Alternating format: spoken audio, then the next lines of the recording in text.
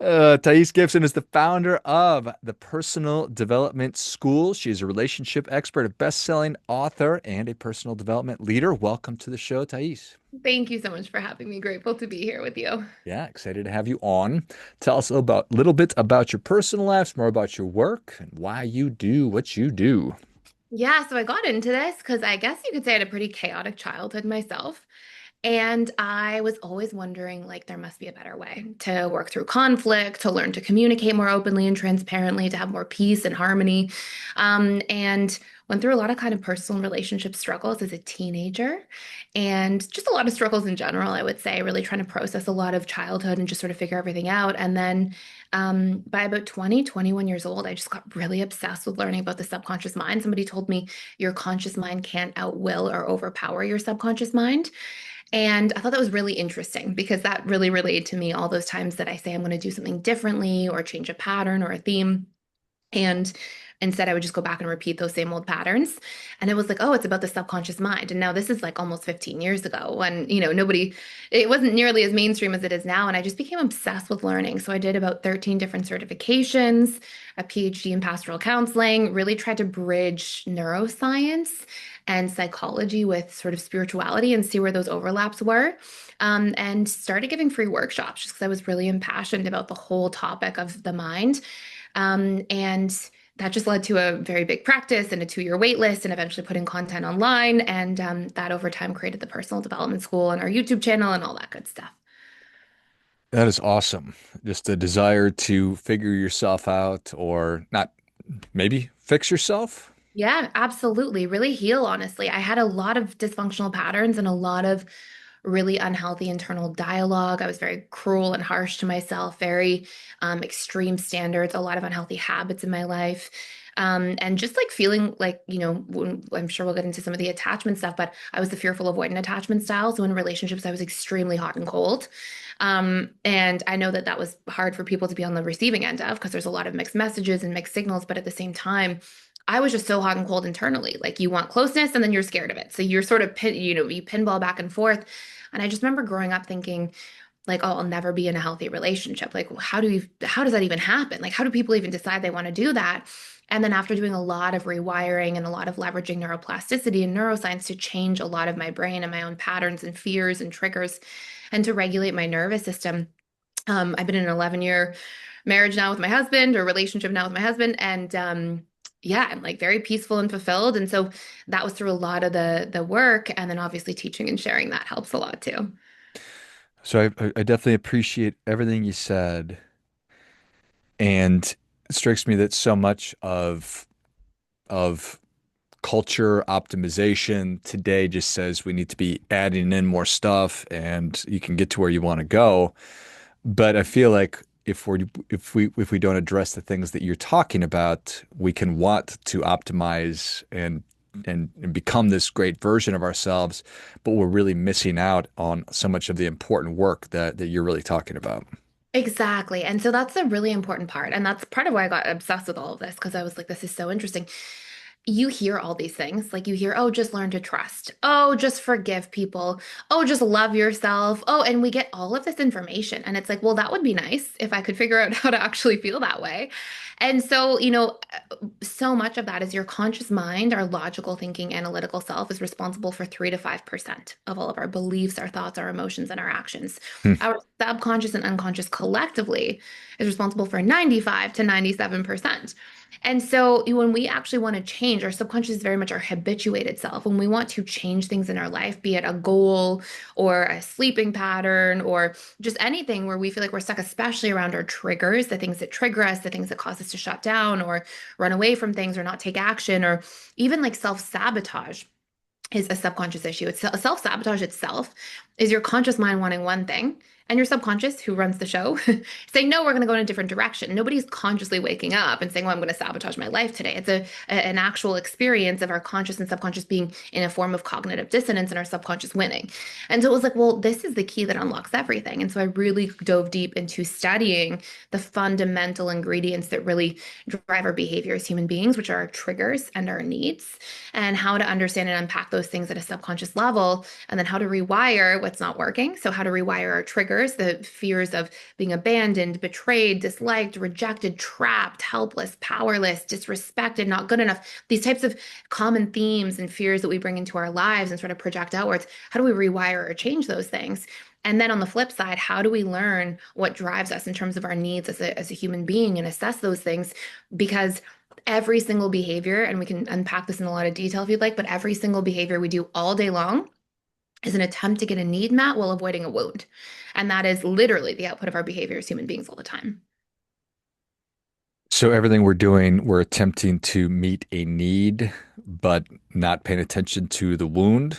Yeah, avoid the wound. So, like if you look at things that people do, let's just say like an unhealthy habit. I don't know if you have something you want to share or something that you've seen in people, but like we could take a really easy concept to start if you want to share one after. But like you look at people who emotionally eat. Okay. So let's say people like binge eat food. And of course, it can be like people binge drink alcohol or use drugs or whatever it might be. Well, it's really interesting because when you study, and this is like the subconscious mind, our first experiences of food as children are when we're being breastfed. And when a mother is breastfeeding their child, there's a tremendous amount of oxytocin being produced, which is the bonding neurochemical. And so our programmed or conditioned associations to food are that food equals emotional connection. You're being held, you're being cradled. So emotional connection, safety, comfort. And so I found over and over again, repeatedly, when people come in to work on those things, it's like, well, yeah, your conscious mind says, oh, stop binge eating food. Your subconscious mind is usually starving for emotional connection, comfort, and safety, and using food as a way to regulate yourself. And you see this replicated across all forms. Every single thing people do is because they've been conditioned to associate it with a need being met and avoiding some kind of wound, like some sort of discomfort they're experiencing in their life. And when we can start unpacking those two branches of things and deeply understanding them, we can really start to change our habits, especially the unhealthy ones. So there's so much powerful stuff there. I had a visual of like a runaway train and somebody's trying to stop it, but they're only in charge of 5% of it, and the 95% is our subconscious that I have very little control over unless I am able to recognize that it's something that needs to be potentially addressed, and I know how to actually engage in that work, and then I actually do it. So those are a lot of compelling reasons why probably a lot of people aren't doing that. And I bet that a lot of people just resonated with what you were just talking about with the oxytocin and the feeding and the connections that are making. And I bet that if you talked about other really common wounds that people have, we would all somehow identify with it in some form or fashion. But that's not saying that I have a deep wound in all of those areas. But how do I figure out or try to suss out where to start or what my wounds actually are? Okay, great question. So, first thing you always do is you're like, what is the thing I'm struggling with? So, what is the thing that if we're trying to optimize or improve some area of our life, like we want to get really clear about what it is? I don't know if you want to share a personal one or one of somebody that you know that is a common one. Well, I think that it's as I've tried to dig into this over the past 12 years, it's been like scarcity for me. Of when I was a little kid, there wasn't enough, and my folks split up when I was 5, and so I felt like any resource that I had, it was very, very, very, very finite, and I needed to really hold on to it as tight as I possibly could because I didn't want to lose it, and I didn't think that there was more. Okay, good. And so, as an adult, what are you trying to achieve? You're trying to feel more abundant and create more abundance in your life financially? Is that sort of or in all areas, relationships, emotional energy, everything? Yeah, I think really everything.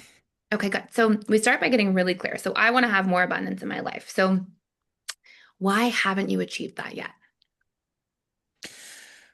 Well, I think it was just not knowing that I had that sort of patterning, that I was playing small by just trying to hold on to what it is that I had versus recognizing that there was enough for everybody and certainly as much as I could ever want. Good. So, if you were to recognize that there's enough for everybody, if you were to really embrace like spending your money more, having this sort of inflow of energy, what are you afraid would happen if you start doing that? If you start taking up more space and feeling more abundant and putting yourself out there and taking more opportunities and doing things that would generate more revenue for you? Yeah, that was probably the question is why what really are you afraid of? And I don't think that I could have consciously or logically pointed to one thing. Good. So if you just say anything that comes to mind, I'll guide you through it a little bit and then I'll explain what I just did afterwards. If you're open to not to put you on Totally. the spot. Okay, cool. So what are you afraid will happen? If you start spending more money and putting yourself out there and feeling like there's more abundance, I'll what I'll you, I'll I'll go broke. okay, good. And if I go broke, what do I make that mean about me or what am I afraid happens next? I'm a failure. Good. And People will if think I'm a loser. Okay, good. Interesting. And because for some people it's totally different. It's like I am unsafe, right? So people think I'm a failure, I'll go broke, people think I'm a loser. And then if people think I'm a failure and a loser, what do I make that mean about me? Or what am I afraid happens next? I won't be loved. I'll be alone. Okay, there you go. So there's specific core wounds, and those are two of them. So I will be unloved, I will be alone. So you've associated, and it actually makes sense based on what you said in your story from childhood. You've associated that losing things or going broke equals I'm going to be alone and I'm going to be unloved, right? And so it's so interesting because your mind has actually associated the subconscious mind is an association making machine. It's constantly wiring things in according to emotional association. So you've associated that if I don't have enough money, it's actually going to make me be alone and unloved. And it's interesting because for different people, you'll see things like, um, if I don't have enough money, then I'm going to be unsafe or I'm going to be helpless or powerless. And those may be things that could be there for you too. But does the alone, unloved, those are the ones that are stronger for you? Yeah, I think it would be certainly that, but really powerless. I don't have any control. Okay. Okay, good. And when you look back to those early experiences, does that line up? Like those really resonate? Powerless, alone, unloved. Those were the most triggering experiences I can remember is when I felt like I was getting taken advantage of and somebody with power or control over me was exerting it and making my life bad or worse. And I didn't like that at all. Okay. So you also associate that money meets your need for safety and protection. Yes. Yeah, that makes a lot of sense. Okay, so what we just did there is we just uncovered. So what you do is you pick and I'm going to tell you how to rewire them because it's not affirmations, it's not like all these things we get told at a very surface superficial level. Like just tell yourself you're powerful and it'll go away. There's actually like we'll talk about three steps you can use to actually change those belief systems. But what we just did just so far for people tracking is you pick like what you're wanting to change in your life and you're like, why haven't I changed it yet? And the first thing that that will trigger out is your kind of like subconscious mind's excuses, right? And it's not an excuse, it's your conditioning. But oh, I want to start a business, but I haven't for 10 years. Why? Well, I'll fail. I don't have the time, I don't have the money, etc. And we just keep asking, and then what do you make that mean about you? And then what are you afraid will happen?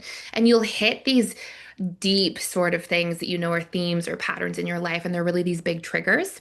And your triggers are things that you carry subconsciously. Okay. So, what's really interesting, and before we talk about the rewiring part of it, is um, I always say that to people that your triggers are like your personal version of a bear in the woods.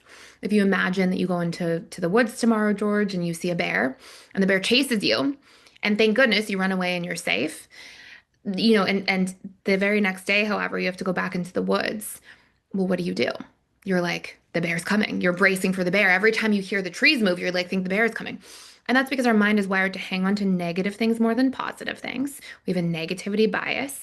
And you see this because, when the bear's chasing you, you're not like, oh, look at the pretty flowers as I'm being chased that I see on the ground. You're like, oh my God, the bear's teeth, right? So we hang on to negative things more than positive. Our subconscious gets imprinted with these things. And then as a coping mechanism, it reprojects them back out onto the world. So we're constantly bracing, right, for these things to happen again. And so we do things like, go in different directions away from them as far as possible, not realizing that they're still a part of our conditioning. Hence why maybe I have more of a lack mentality because I'm actually just like the food, I'm yearning for connection or safety. It's similar to the money situation. It's like, well, if I lose money, then I lose my sense of self-control and personal power, and I might have to rely on other people and be helpless, and then I'll be alone, unloved. Like you've got a few big belief systems connected there. So do you want to dive into what we can do about it? For sure. Okay. So there's three steps. Step number one is you find the wound and its opposite. We just did that. We found step number one. What was the wound? Okay, you had a couple, but out of the I am alone, I'll be alone, I'll be unloved, I'll be helpless or powerless. What was the strongest for you? Probably powerless. Okay, perfect. Okay, so I am powerless. We find the opposite. I am empowered. Okay, really easy. I'll tell you in an analogy form first how to do this exercise, and then we'll come back and pull powerless through it. Okay. So let's say, just as an analogy for simplicity's sake, for people who are totally new to this stuff that might be listening, let's just say we use I am not good enough. I am good enough. Okay. Another really common core belief that people carry. So what do? Number one, we find it, the wound and its opposite. Number two, we need 10 pieces of memories of times that we felt good enough. Why does this matter before we get to step three? Because your conscious mind speaks language. Okay. I don't believe in affirmations. Your subconscious mind, which is the warehouse of your wounds, speaks in emotions and imagery. Okay. It doesn't even hear language. If I say, whatever you do, do not think of a pink elephant.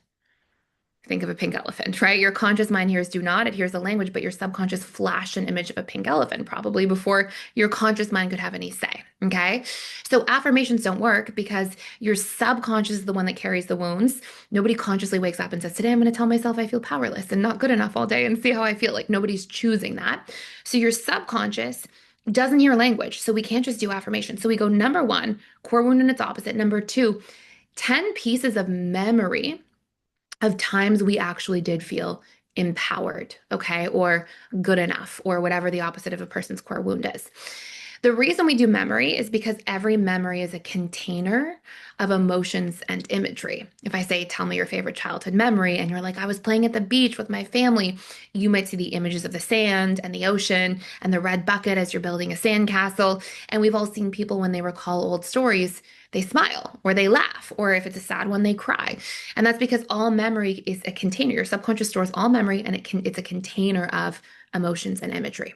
So if we know that the language of the subconscious is emotion and imagery, how we fire and wire neural pathways is through repetition and emotion.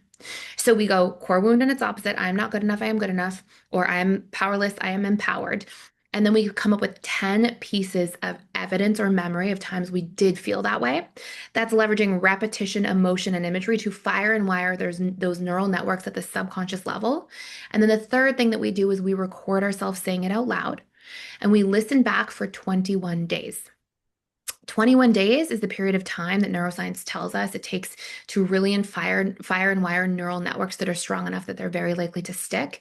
And ideally, if we do this in a suggestible state, which means when our brain is producing more alpha brainwaves and we sponge up more information that way, that tends to be the first hour that we wake up or the last hour before we go to sleep, then our subconscious mind really absorbs this more deeply. And the more suggestible we are, the more emotional something is, the deeper it imprints the subconscious mind.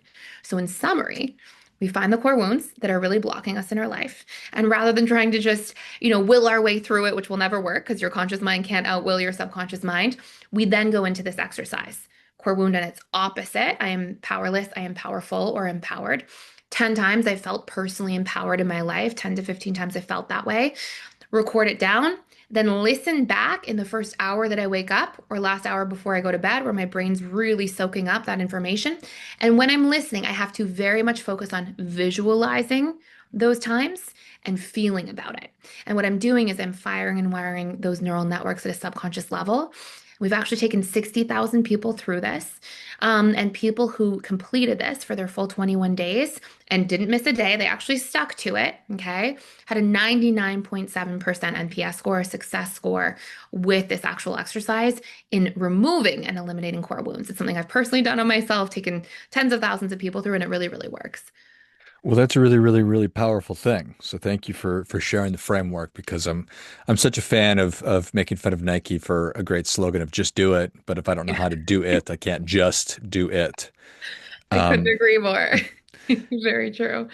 so the thing I like most is the thinking about the 10 memories and the 10 examples of, ah, I have demonstrated the thing that I really want. I forgot about it. It's just not top of mind. So if I can go back into my memory banks, which everyone can easily find 10 examples of a time where you felt confident, strong, of value, wealthy, abundant, whatever it might be, and then to remember that. And 21 days, how did you figure that out?